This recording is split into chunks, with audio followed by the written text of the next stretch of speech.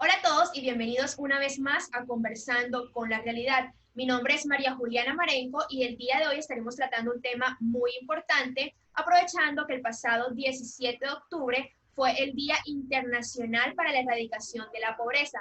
Es por eso que hoy nos acompaña Andrea Torres López, una barranquillera de 22 años de edad, estudiante de Comunicación Social y Periodismo en noveno semestre y Diseño Gráfico en séptimo semestre de la Universidad del Norte.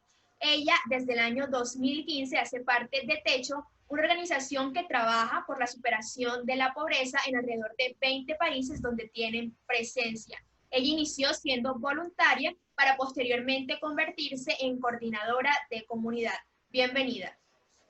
Muchas gracias, María Juliana, por la invitación. Feliz de poder compartir sobre todo el trabajo que venimos realizando en Techo con las comunidades en las que trabajamos, no únicamente en Barranquilla, sino en Colombia y, como tú lo dijiste, en el resto de países, que son 20 a nivel de Latinoamérica.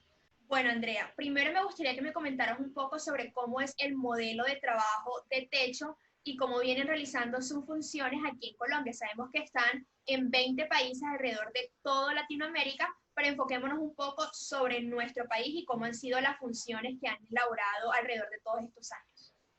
Bueno, en Colombia trabajamos en diferentes ciudades, en las principales ciudades del país, en Bogotá, que es donde está la sede principal, en Medellín, en Cartagena y en Barranquilla. En Barranquilla se llama Techo Caribe y no solamente trabaja en Cartagena, Barranquilla, sino que algunas otras comunidades que están entre esos dos departamentos que son Atlántico y Bolívar. El modelo de trabajo de Techo pues se basa en vincular a los voluntarios y a las comunidades en las que trabajamos. Y juntos trabajamos para poder llevar las familias que hacen parte de los proyectos o los programas que tiene Techo en sus comunidades para que juntos trabajemos para erradicar la pobreza, para superar la pobreza en la que está viviendo esa comunidad. De pronto muchos conocen la organización porque son los que construyen casas, pero aparte tienen otros tipos de programas en donde se ayuda a que las familias que hacen parte de estos programas puedan aprender a ir avanzando para superar la pobreza, que no quede únicamente en sí en el programa de vivienda, que es el que construye los módulos habitacionales, sino que ellos aprendan a ir avanzando e ir superando la situación en la que se encuentran actualmente. Bueno, Andrea, tengo un interrogante pues que me llama mucho la atención y es el tema de las construcciones. ¿Cómo se reúnen para pues realizar las casas? ¿Cómo, digamos, eligen a las familias a quienes se les va a dar esas casas? Coméntanos un poco sobre cómo es ese proceso.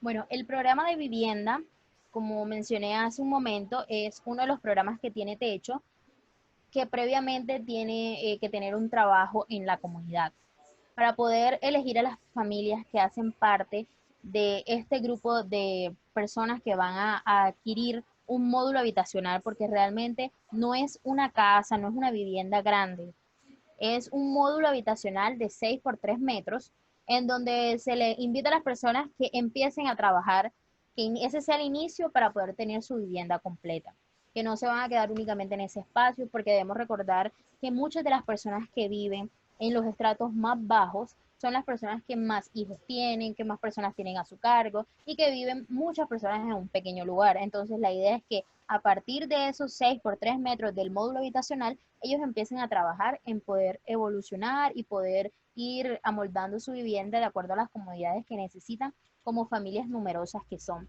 Entonces, en el trabajo por comunidad, vamos a elegir a una familia, la visitamos, conocemos todo el proyecto, los proyectos que ellos tienen, hacemos un estudio, obviamente, para poder conocer la realidad en la que ellos viven y poder ir viendo si son aptas para este beneficio, que como dije a un principio, que es el modelo de trabajo de Techo, es un trabajo conjunto. Entonces no es únicamente que ellos salen beneficiados como familia y vamos a regalarles la vivienda, no, sí, sino que trabajamos juntos tanto por un aporte que ellos tienen que hacer como para el aporte que hace la familia y el aporte que hace la organización.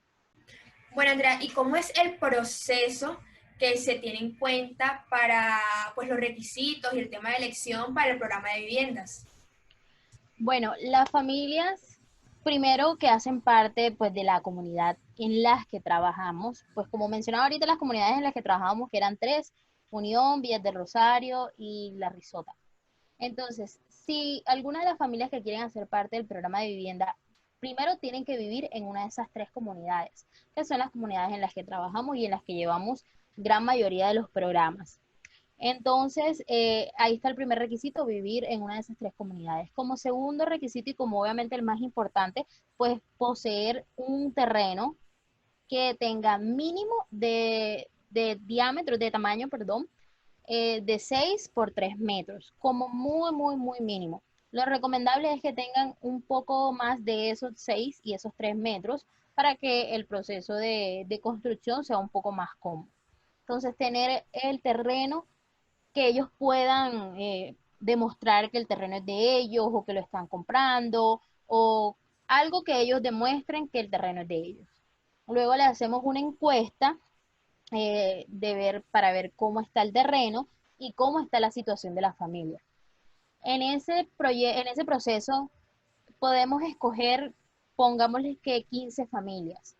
Y las construcciones que vamos a hacer son con un colegio, son con una empresa, con quien sea. Entonces, esa empresa, ese colegio donó 10 viviendas apenas. Entonces, tenemos 15 familias. ¿Qué empezamos a hacer?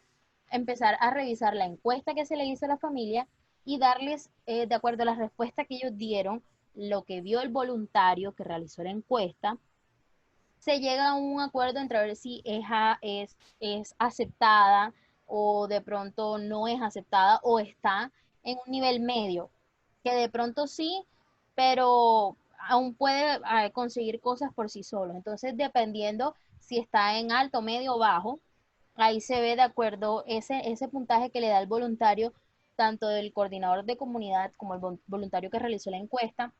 Ahí vamos a escoger las 10 familias. Después de escogida las 10 familias, llegamos el siguiente domingo que vamos a nuestra ida al barrio, llegamos a los acuerdos de pago, que son 2 antes de la construcción y uno pues después de la construcción, en cuotas muy bajas que se les hace un poco más accesibles a estas familias. Entonces, ya luego de que llegamos a todo ese acuerdo, el de los pagos, la familia va a firmar como especie de un contrato en donde se les dan las recomendaciones del cuidado del módulo habitacional, lo que debe tener en cuenta para el día de la construcción, que dependiendo de las fechas a las que se acuerde la construcción, si tienen el terreno, tiene alguna vivienda montada, para el día de la construcción ya debe estar desmontada completamente para que no hayan atrasos pues en el cronograma de construcción que se tiene planeado para los 2 días.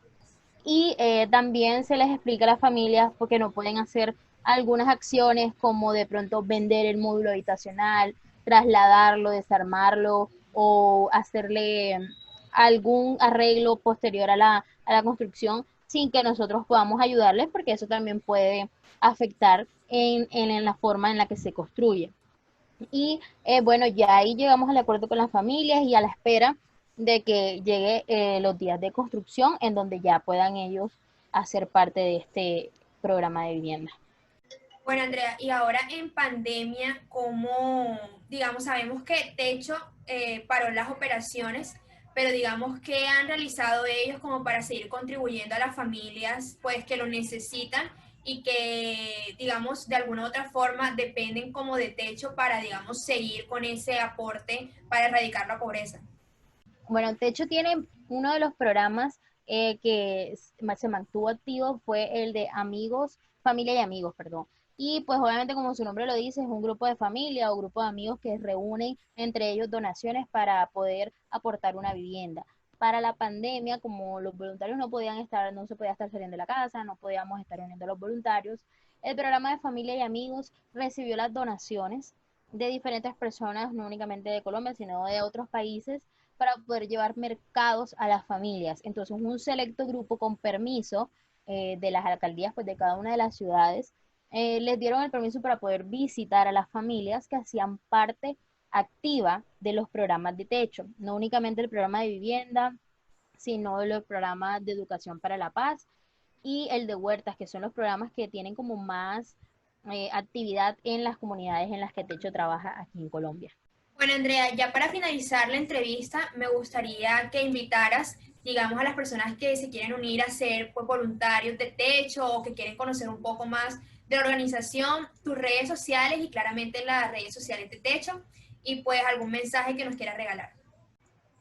Muchos de los jóvenes creen que porque ser voluntariado es un trabajo gratis, se alejan un poco de estos trabajos.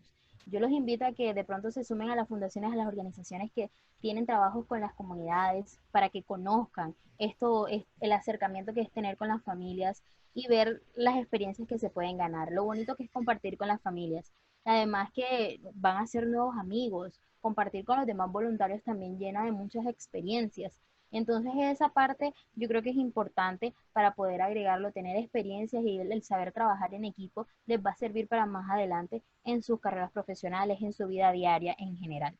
Y pues la invitación también a las personas que no hacen parte de pronto como voluntarios, sino que quieran aportar, pueden sumarse también con otro tipo de ayudas. Bueno, y ya para finalizar, tus redes sociales y las redes sociales de Techo.